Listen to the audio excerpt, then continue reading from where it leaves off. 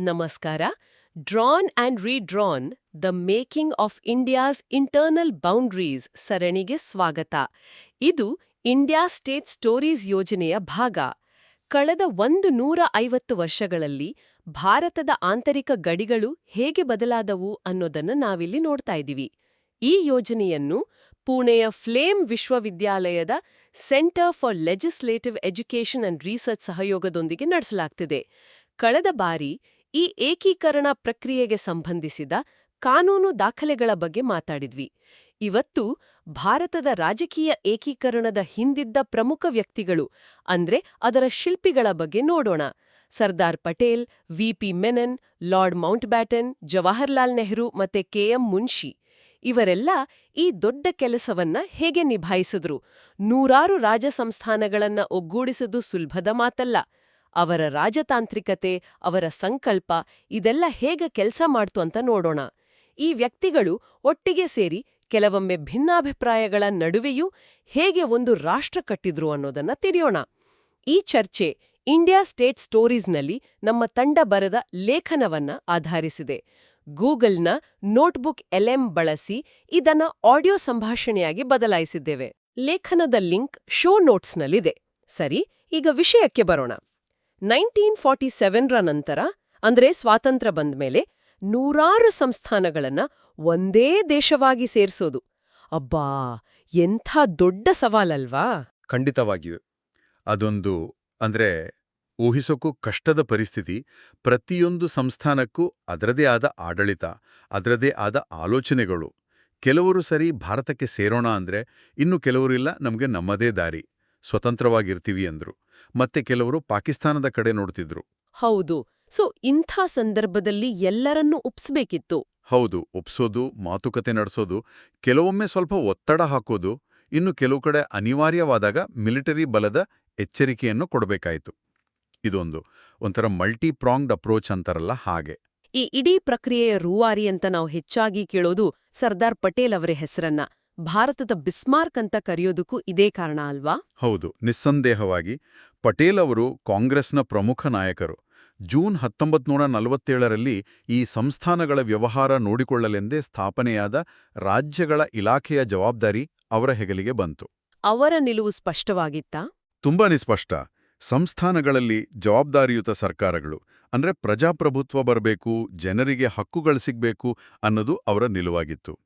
ರಾಜರು ಕೇವಲ ಟ್ರಸ್ಟಿಗಳು, ಆಡಳಿತ ನಡೆಸುವವರು ಜನರ ಪ್ರತಿನಿಧಿಗಳಾಗಿರಬೇಕು ಅಂತ ಅವರು ನಂಬಿದ್ರು. ಪಟೇಲ್ ಅವರ ಜೊತೆಗೆ ವಿ.ಪಿ. ಮೆನನ್ ಅವರ ಪಾತ್ರ ಕೂಡ ಅಷ್ಟೇ ಮುಖ್ಯ ಅನ್ಸುತ್ತೆ. ಪಟೇಲ್ ತಕ್ಷಣ ಅವರನ್ನ ಕಾರ್ಯದರ್ಶಿಯಾಗಿ ನೇಮಿಸ್ಕೊಂಡ್ರು, ಅಂದ್ರೆ ಅವ್ರ ಮೇಲೆ ಅಷ್ಟು ನಂಬಿಕೆ ಇತ್ತು. ಖಚಿತವಾಗಿ. ವಿ.ಪಿ. ಮೆನನ್ ಒಬ್ಬ ಅಸಾಧಾರಣ ಅಧಿಕಾರಿ. ಅವರ ಕರಡು ರಚನಾ ಕೌಶಲ್ಯ, ಅವರ ತಂತ್ರಗಾರಿಕೆ, ಸಂಧಾನದ ಚಾಕಚಕ್ಯತೆ ಎಲ್ಲವೂ ಅದ್ಭುತವಾಗಿತ್ತು. ಪಟೇಲ್ ಅವರ ದೃಢ ವ್ಯಕ್ತಿತ್ವಕ್ಕೆ ಮೆನನ್ ಅವರ ಈ ಕೌಶಲ್ಯಗಳು ಹೇಗೆಂದ್ರೆ ಪರ್ಫೆಕ್ಟ್ ಕಾಂಬಿನೇಷನ್ ಆಗಿತ್ತು. ಮೆನನ್ ಅವರೇ ಹೇಳಿಕೊಂಡ ಹಾಗೆ ಪಟೇಲ್ ತಮ್ಮನ್ನ ಸಮಾನರಂತೆ ನೋಡ್ಕೊಂಡ್ರು. ಅದು ಅವರಿಬ್ಬರ ನಡುವಿನ ನಂಬಿಕೆಯನ್ನ ತೋರಿಸುತ್ತೆ. ಮೆನನ್ ಅವರು ಒಂದು ಪಾಲಿಸಿ ಸ್ಟೇಟ್ಮೆಂಟ್ ಕೂಡ ರೆಡಿ ಮಾಡಿದ್ರಂತೆ. ಹೌದು, ಜುಲೈ 5 ಮತ್ತು 1947ರಂದು ಅದನ್ನು ಪಟೇಲ್ ಬಿಡುಗಡೆ ಮಾಡಿದ್ರು. ಅದರಲ್ಲಿ ರಾಜರಿಗೆ, ನೋಡಿ, ನಾವೆಲ್ಲ ಒಂದೇ ಪರಂಪರೆಯವರು, ನಮ್ಮ ಹಿತಾಸಕ್ತಿಗಳು ಒಂದೇ, ಸಹಕರಿಸಿ ಅಂತ ಮನವಿ ಮಾಡಿದ್ರು. ಅದರ ಜೊತೆಗೆ ಸೂಕ್ಷ್ಮವಾಗಿ, ನೀವು ಸಹಕರಿಸದಿದ್ದರೆ ಅರಾಜಕತೆ, ಗೊಂದಲ ಉಂಟಾಗಬಹುದು ಅಂತ ಒಂದು ಎಚ್ಚರಿಕೆನೂ ಕೊಟ್ಟಿದ್ರು.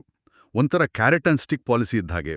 ಓಕೆ, ಇಲ್ಲಿ ಲಾರ್ಡ್ ಮೌಂಟ್ ಬ್ಯಾಟನ್ ಅಂದ್ರೆ ಕೊನೆ ವೈಸ್ರಾಯ್ ಅವರ ಪಾತ್ರ ಎಷ್ಟಿತ್ತು?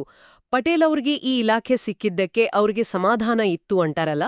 ಹೌದು, ಮೌಂಟ್ ಬ್ಯಾಟನ್ ಪಾತ್ರ ನಿಜಕ್ಕೂ ನಿರ್ಣಾಯಕವಾಗಿತ್ತು. ಅವರಿಗೆ ರಾಯಲ್ ಕನೆಕ್ಷನ್ಸ್ ಇತ್ತು, ಅನೇಕ ರಾಜರೊಂದಿಗೆ ವೈಯಕ್ತಿಕ ಸ್ನೇಹ ಇತ್ತು. ಪಟೇಲ್ ಮತ್ತು ಮೆನನ್ ಈ ವಿಚಾರವನ್ನು ತುಂಬ ಜಾಣ್ಮೆಯಿಂದ ಬಳಸ್ಕೊಂಡ್ರು. ಹೇಗೆ ಅಂದ್ರೆ, ಮೆನನ್ ಅವರ ವಿಲೀನ ಯೋಜನೆಯನ್ನು ರಾಜರ ಮುಂದೆ ಇಟ್ಟು ಅವರನ್ನು ಒಪ್ಪಿಸಲು ಮೌಂಟ್ ಬ್ಯಾಟನ್ರನ್ನ ಒಂಥರ ರಾಯಭಾರಿ ಹಾಗೆ ಉಪಯೋಗಿಸ್ಕೊಂಡ್ರು.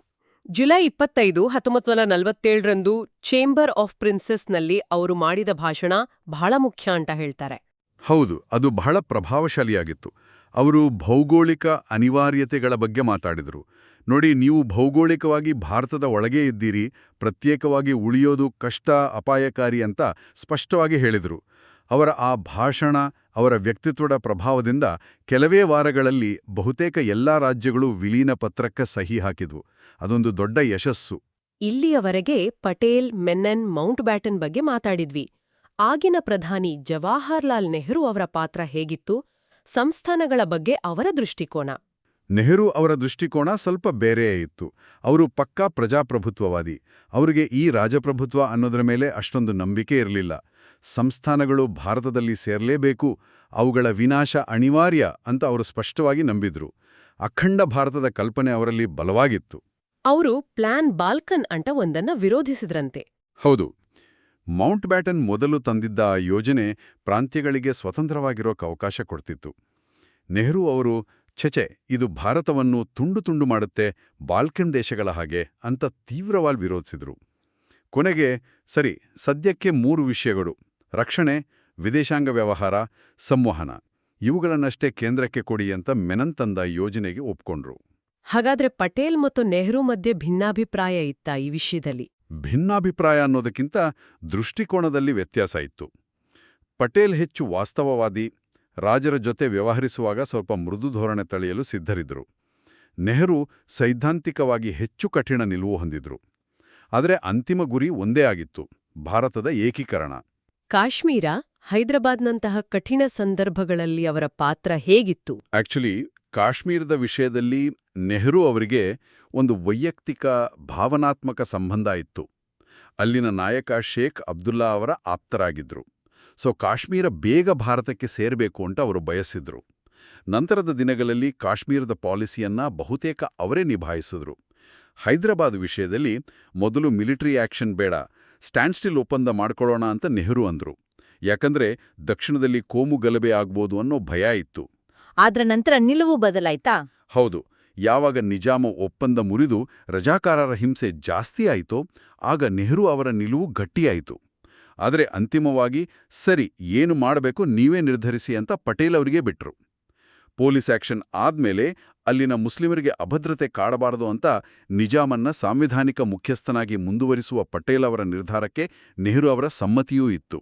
ಈ ಲಿಸ್ಟಲ್ಲಿ ಇನ್ನೊಬ್ಬ ಪ್ರಮುಖ ವ್ಯಕ್ತಿ ಅಂದ್ರೆ ಕೆ.ಎಂ. ಮುನ್ಷಿ. ಅವರ ಕೊಡುಗೆ ಏನು? ಮುನ್ಷಿ ಅವರು ಒಬ್ಬ ದೊಡ್ಡ ವಿದ್ವಾಂಸ, ವಕೀಲ, ಸಂವಿಧಾನ ತಜ್ಞ. ಸಂವಿಧಾನ ರಚನಾ ಸಭೆಯಲ್ಲೂ ಬಹಳ ಆಕ್ಟಿವ್ ಆಗಿದ್ರು. ಅಖಂಡ ಹಿಂದೂಸ್ತಾನ್ ಬಗ್ಗೆ ಅವರಿಗೆ ಬಲವಾದ ನಂಬಿಕೆ ಇತ್ತು. ಸಂಸ್ಥಾನಗಳ ಆಡಳಿತದ ಬಗ್ಗೆ ಅವರಿಗೆ ಚೆನ್ನಾಗಿ ಗೊತ್ತಿತ್ತು. ರಾಜರಿಗೆ ಸಂವಿಧಾನ ಸಭೆಗೆ ಸೇರ್ಕೊಳ್ಳಿ ಅಂತ ಸಲಹೆ ಕೊಡ್ತಿದ್ರು. ಹೈದರಾಬಾದ್ನಲ್ಲಿ ಭಾರತದ ಏಜೆಂಟ್ ಜನರಲ್ ಆಗಿ ಅವರ ಕೆಲಸ ಇದೆಯಲ್ಲ, ಅದು ತುಂಬ ಸವಾಲಿನದ್ದಾಗಿತ್ತು. ಹೌದಾ? ಯಾಕೆ? ಯಾಕೆಂದ್ರೆ ಅವರಲ್ಲಿ ಒಂದು ರೀತಿ ಒತ್ತೆಯಾಳಿನಂತೆ ಇದ್ರು. ನಿಜಾಮನ ಸರ್ಕಾರದಿಂದ ಸಹಕಾರ ಇಲ್ಲ, ರಜಾಕಾರರ ಹಾವಳಿ ಬೇರೆ. ಅಲ್ಲಿಂದ ಅವರು ಕಳಿಸಿದ ರಿಪೋರ್ಟ್ಗಳು ಅಂದ್ರೆ ವರದಿಗಳು ದೆಹಲಿಗೆ ನಿಜವಾದ ಪರಿಸ್ಥಿತಿಯ ಚಿತ್ರಣವನ್ನು ಕೊಟ್ಟವು. ಪೊಲೀಸ್ ಆಕ್ಷನ್ಗೆ ದಾರಿ ಮಾಡಿಕೊಟ್ಟಿದ್ರಲ್ಲಿ ಅವರ ಪಾತ್ರವೂ ಇದೆ. ಹಾಗಾದ್ರೆ ಈ ನಾಯಕರು ಬಳಸಿದ ಮುಖ್ಯ ತಂತ್ರಗಳು ಅಂದ್ರೆ ಅದು ಕೇವಲ ಮಾತುಕತೆನಾ ಅಥವಾ ಬೇರೆನಾದ್ರೂ ಇತ್ತಾ? ಅದು ಬರೀ ಮಾತುಕತೆ ಆಡಿರ್ಲಿಲ್ಲ, ಅದೊಂದು ಮಿಕ್ಸ್ಚರ್. ಮನವೊಲಿಕೆ ಇತ್ತು, ರಾಜತಾಂತ್ರಿಕತೆ ಇತ್ತು, ಒತ್ತಡ ಇತ್ತು, ಮತ್ತೆ ಕೆಲವೊಮ್ಮೆ ಅನಿವಾರ್ಯವಾದಾಗ ಬಲಪ್ರಯೋಗದ ಬೆದರಿಕೆಯೂ ಇತ್ತು. ವಿ.ಪಿ. ಮೆನನ್ ಅವರ ವಿಧಾನವನ್ನ ಆರ್ಮ್ ಟ್ವಿಸ್ಟಿಂಗ್ ಆ್ಯಂಡ್ ವೇಲ್ಡ್ ಥ್ರೆಟ್ಸ್ ಅಂತ ಕರೀತಾರೆ. ಅಂದ್ರೆ ಚತುರತೆಯಿಂದ ಬೆದರಿಕೆ ಹಾಕುವುದು. ಸೇರೋ ಯೋಚನೆ ಮಾಡಿದಾಗ ಮೆನನ್ ಅವರಿಗೆ ಕೆಲವು ರಿಯಾಯಿತಿ ಕೊಟ್ಟು, ಆಮೇಲೆ ನೋಡಿ, ನಿಮ್ಮ ರಾಜ್ಯದಲ್ಲಿ ಹಿಂದೂಗಳೇ ಹೆಚ್ಚು, ಕೋಮು ಗಲಭೆ ಆಗಬಹುದು, ಯೋಚನೆ ಮಾಡಿ ಅಂತ ನೆನಪಿಸಿದ್ರು. ರೇವಾ ಸಂಸ್ಥಾನದ ಕಥೆಯೂ ಇದೆಯಲ್ಲ, ಅದು ಹೇಗೆ? ಹೌದು, ಅದು ವಿಚಿತ್ರ ಘಟನೆ. ರೇವಾದ ಯುವರಾಜ ವಿಲೀನಕ್ಕೆ ಒಪ್ತಿರ್ಲಿಲ್ಲ. ಆಗ ಮೆನನ್ ಆ ರಾಜನ ತಂದೆ ಪದಚ್ಯುತನಾಗಿ ಜೈಲಿನಲ್ಲಿದ್ದ. ಮೆನನ್ ಹೋಗಿ, ನೀನು ಸಹಿ ಹಾಕ್ತಿದ್ರೆ ನಿಮ್ಮಪ್ಪನ್ನ ಜೈಲಿಂದ ಬಿಟ್ಟು ಮತ್ತೆ ರಾಜ ಮಾಡ್ತೀವಿ ಅಂತ ಹೇಳಿದ್ರು. ಆ ಯುವರಾಜ ತಕ್ಷಣ ಸಹಿ ಹಾಕಿದ. ಇದು ಒಂಥರ ಬ್ಲ್ಯಾಕ್ ಮೇಲ್ ತರಹನೇ. ಮೌಂಟ್ ಬ್ಯಾಟನ್ ಕೂಡ ತಮ್ಮ ಪ್ರಭಾವ ಬಳಸಿದ್ರು ಅಂದ್ರಲ್ಲ? ಹೌದು, ಅವರು ತಮ್ಮ ರಾಜಮನೆತನದ ಸ್ಥಾನಮಾನ, ವೈಯಕ್ತಿಕ ಸಂಬಂಧಗಳನ್ನ ಬಳಸ್ಕೊಂಡ್ರು. ಕೆಲವೊಮ್ಮೆ ರಾಜರ ಮುಖ ಉಳಿಸಲಿಕ್ಕಾಗಿ, ಅಂದ್ರೆ ಅವರಿಗೆ ಅವಮಾನ ಆಗದ ಹಾಗೆ ಕೆಲವು ವ್ಯವಸ್ಥೆ ಮಾಡ್ಕೊಡ್ತಿದ್ರು. ಭೋಪಾಲ್ ನವಾಬನಿಗೆ ಸ್ವಲ್ಪ ಹೆಚ್ಚು ಟೈಮ್ ಕೊಟ್ಟಿದ್ದು ಇದಕ್ಕೆ ಉದಾಹರಣೆ. ಇನ್ನೂ ದೊಡ್ಡ ವಿವಾದಾತ್ಮಕ ಪ್ರಕರಣಗಳು ಜುನಾಗಢ್, ಕಾಶ್ಮೀರ್, ಹೈದರಾಬಾದ್ ಇವುಗಳನ್ನು ನಿಭಾಯಿಸಿದ್ದು ಹೇಗೆ? ಶಾರ್ಟ್ ಆಗಿ ಹೇಳೋದಾದ್ರೆ, ಜುನಾಗಢ್ ಅಲ್ಲಿ ನವಾಬ ಪಾಕಿಸ್ತಾನಕ್ಕೆ ಸೇರ್ತೀನಿ ಎಂದ. ಪಟೇಲ್ ತಕ್ಷಣ ಆಕ್ಷನ್ ತಗೊಂಡ್ರು. ಮಾತುಕತೆ ಫೇಲ್ ಆಯ್ತು. ಸೈನ್ಯ ಗಡಿಗೆ ಹೋಯಿತು. ನವಾಬ ಓಡಿ ಹೋದ. ಆಮೇಲೆ ಜನಮತಗಣನೆ ನಡೆಸಿ ಭಾರತಕ್ಕೆ ಸೇರಿಸಿಕೊಳ್ಳಲಾಯಿತು. ಹೈದರಾಬಾದ್ ಪಟೇಲ್ ಪ್ರಕಾರ ಭಾರತದ ಹೃದಯಕ್ಕೆ ಚುಚ್ಚಿದ ಕಠಾರಿ. ಸ್ಟ್ಯಾಂಡ್ ಸ್ಟಿಲ್ ಒಪ್ಪಂದ ಮುರಿದು ಬಿದ್ದ ಮೇಲೆ ರಜಾಕಾರರ ದೌರ್ಜನ್ಯ ತಡೆಯೋಕೆ ಪೊಲೀಸ್ ಆಕ್ಷನ್ ಅಂದ್ರೆ ಮಿಲಿಟರಿ ಆಪರೇಷನ್ ನಡೀತು. ನಿಜಾಂ ಶರಣಾದ. ಕಾಶ್ಮೀರ್. ಕಾಶ್ಮೀರದು ಇನ್ನೂ ಕಾಂಪ್ಲೆಕ್ಸ್. ರಾಜ ಹರಿಸಿಂಗ್ ಭಾರತಕ್ಕೆ ಸೇರಲು ಒಪ್ಪಿದ್ರು ಪಾಕಿಸ್ತಾನಿ ದಾಳಿಯ ನಂತರ. ನೆಹರು ಅವರೇ ಇದರ ಮೇಲ್ವಿಚಾರಣೆ ವಹಿಸ್ಕೊಂಡ್ರು. ಆದರೆ ಇದನ್ನ ವಿಶ್ವಸಂಸ್ಥೆಗೆ ತೆಗೆದುಕೊಂಡು ಹೋದ ನಿರ್ಧಾರವನ್ನ ಪಟೇಲ್ ಒಪ್ಪಿರ್ಲಿಲ್ಲ. ಇಷ್ಟು ದೊಡ್ಡ ಕಷ್ಟದ ಕೆಲಸ ಮಾಡುವಾಗ ಈ ನಾಯಕರ ನಡುವಿನ ಸಂಬಂಧ ಹೇಗಿತ್ತು? ಎಲ್ಲ ಸರಿ ಇತ್ತಾ ಅಥವಾ ಭಿನ್ನಾಭಿಪ್ರಾಯಗಳಿದ್ವಾ? ಖಂಡಿತವಾಗಿಯೂ ಭಿನ್ನಾಭಿಪ್ರಾಯಗಳಿತ್ತು. ಎಲ್ಲವೂ 100% ಸರಿ ಇರಲಿಲ್ಲ. ಪಟೇಲ್ ಮತ್ತು ಮೆನನ್ ನಡುವೆ ಅದ್ಭುತವಾದ ನಂಬಿಕೆ, ಗೌರವ ಇತ್ತು. ಆದರೆ ಪಟೇಲ್ ಮತ್ತು ನೆಹರು ನಡುವೆ ಮುಖ್ಯವಾಗಿ 2 ವಿಷಯಗಳಲ್ಲಿ, ಒಂದು ರಾಜರಿಗೆ ಕೊಡ್ತಿದ್ದ ರಾಜಧನ, ಇನ್ನೊಂದು ಕಾಶ್ಮೀರ. ಈ ವಿಷಯಗಳಲ್ಲಿ ಭಿನ್ನಾಭಿಪ್ರಾಯ ಇತ್ತು. ರಾಜಧನದ ಬಗ್ಗೆ ಏನಾಗಿತ್ತು? ಪಟೇಲ್ ಅವರು, ನೋಡಿ, ರಕ್ತಪಾತವಿಲ್ಲದೆ ಇಷ್ಟು ದೊಡ್ಡ ಬದಲಾವಣೆ ತಂದಿದ್ದೇವೆ, ಅದಕ್ಕೆ ತೆತ್ತ ಸಣ್ಣ ಬೆಲೆ ಇದು ಅಂತ ರಾಜಧನವನ್ನು ಸಮರ್ಥಿಸಿಕೊಂಡ್ರು. ಆದರೆ ನೆಹರು ಅವರಿಗೆ ಪ್ರಜೆಗಳ ದುಡ್ಡನ್ನ ಯಾಕೆ ಹೀಗೆ ರಾಜರಿಗೆ ಕೊಡಬೇಕು ಅನ್ನೋ ಹಿಂಜರಿಕೆ ಇತ್ತು. ಮೌಂಟ್ ಬ್ಯಾಟನ್ ಜೊತೆಗಿನ ಸಂಬಂಧ? ಮೌಂಟ್ ಬ್ಯಾಟನ್ ಮೊದಲು ನೆಹರು ಜೊತೆ ಹೆಚ್ಚು ಕ್ಲೋಸ್ ಆಗಿದ್ರು. ನಂತರ ಪಟೇಲ್ ಅವರ ಜೊತೆಯೂ ಒಂದು ಪರಸ್ಪರ ಗೌರವದ ಸಂಬಂಧ ಬೆಳೆಯಿತು. ಇಬ್ಬರು ವಾಸ್ತವವಾದಿಗಳು ಅನ್ನೋದು ಅವರಿಗೆ ಅರ್ಥವಾಗಿತ್ತು. ಆದರೆ ವಿ.ಪಿ. ಮೆನನ್ ಮತ್ತು ನೆಹರು ನಡುವಿನ ಸಂಬಂಧ ಪಟೇಲ್ ಅವರ ಮರಣದ ನಂತರ ಸ್ವಲ್ಪ ಹದಗೆಟ್ಟಿತು ಅಂತ ಹೇಳ್ತಾರೆ. ಹಾಗಾದ್ರೆ ಇದೆಲ್ಲವನ್ನೂ ಒಟ್ಟಿಗೆ ಇಟ್ಟು ನೋಡಿದಾಗ ಈ ಏಕೀಕರಣದ ಮಹತ್ವವೇನು? ಈ ನಾಯಕರ ಪ್ರಯತ್ನಗಳಿಂದ ನಾವ್ ಏನು ಕಲಿಯಬಹುದು? ನೋಡಿ, ಇಂದು ನಾವು ಕಾಣುತ್ತಿರುವ ಈ ಒಂದು ರಾಜಕೀಯವಾಗಿ ಒಗ್ಗೂಡದ ಭಾರತ ಇದೆಯಲ್ಲ, ಅದರ ಅಡಿಪಾಯ ಹಾಕಿದ್ದೇ ಈ ನಾಯಕರು. ಅವರ ದೂರದೃಷ್ಟಿ, ಅವರ ರಾಜತಾಂತ್ರಿಕತೆ, ಅವರ ದೃಢ ನಿಲುವು ಇಲ್ಲದಿದ್ರೆ ಏನಾಗ್ತಿತ್ತೋ ಊಹಿಸಲು ಸಾಧ್ಯವಿಲ್ಲ. ಭಾರತ 100 ಸಣ್ಣ ಸಣ್ಣ ರಾಜ್ಯಗಳಾಗಿ ಹರಿದು ಹಂಚಿ ಹೋಗುವ ಅಪಾಯವಿತ್ತು. ಸರ್ದಾರ್ ಪಟೇಲ್, ವಿ.ಪಿ. ಮೆನನ್, ಮೌಂಟ್ ಬ್ಯಾಟನ್, ನೆಹರು, ಮುನ್ಷಿ ಇವರೆಲ್ಲರ ಕೆಲವೊಮ್ಮೆ ವಿವಾದಾತ್ಮಕ ಎನಿಸಿದರು. ಒಟ್ಟಾದ ಪ್ರಯತ್ನದಿಂದ ಆಧುನಿಕ ಭಾರತ ನಿರ್ಮಾಣವಾಯಿತು. ಕೇವಲ 2 ವರ್ಷಗಳಲ್ಲಿ ಪ್ರಜಾಪ್ರಭುತ್ವ ಸರ್ಕಾರ ಸ್ಥಾಪಿಸಿ ದೇಶವನ್ನು ಒಗ್ಗೂಡಿಸಿದ್ದು ಅದು ನಿಜಕ್ಕೂ ಒಂದು ಅಸಾಧಾರಣ ಸಾಧನೆ. ಹೌದು, ಖಂಡಿತವಾಗಿಯೂ ಅದೊಂದು ಐತಿಹಾಸಿಕ ಸಾಧನೆ. ಕೇಳುಗರು ಯೋಚಿಸಲು ಇಲ್ಲೊಂದು ವಿಷಯ ಬಿಟ್ಟು ಹೋಗೋಣ. ಈ ಇಡೀ ಪ್ರಕ್ರಿಯೆಯಲ್ಲಿ ನಾವು ನೋಡಿದ ಹಾಗೆ ಮನವೊಲಿಕೆ ಮತ್ತು ಬಲಪ್ರಯೋಗ ಎರಡನ್ನೂ ಬಳಸಲಾಯಿತು. ಒಂದು ರಾಷ್ಟ್ರವನ್ನು ಕಟ್ಟುವಾಗ ಆದರ್ಶಗಳು ಮತ್ತು ಕಠಿಣ ವಾಸ್ತವಗಳ ನಡುವೆ ಇಂತಹ ಒಂದು ಸಮತೋಲನ ಸಾಧಿಸಬೇಕಾಗುತ್ತದೆಯೇ? ಇದು ರಾಷ್ಟ್ರ ನಿರ್ಮಾಣದ ಸ್ವರೂಪದ ಬಗ್ಗೆ ನಮಗೆ ಏನನ್ನು ಹೇಳ್ತದೆ? ಬಹುಶಃ ಇದರ ಬಗ್ಗೆ ನಾವೆಲ್ಲರೂ ಯೋಚಿಸಬಹುದು. ಇಂಡಿಯಾ ಸ್ಟೇಟ್ ಸ್ಟೋರೀಸ್ನ ಮೂಲ ಲೇಖನಕ್ಕೆ ಲಿಂಕ್ ಶೋ ನೋಟ್ಸ್ನಲ್ಲಿದೆ. ಮುಂದಿನ ಚರ್ಚೆಯಲ್ಲಿ ಮತ್ತೆ ಭೇಟಿಯಾಗೋಣ.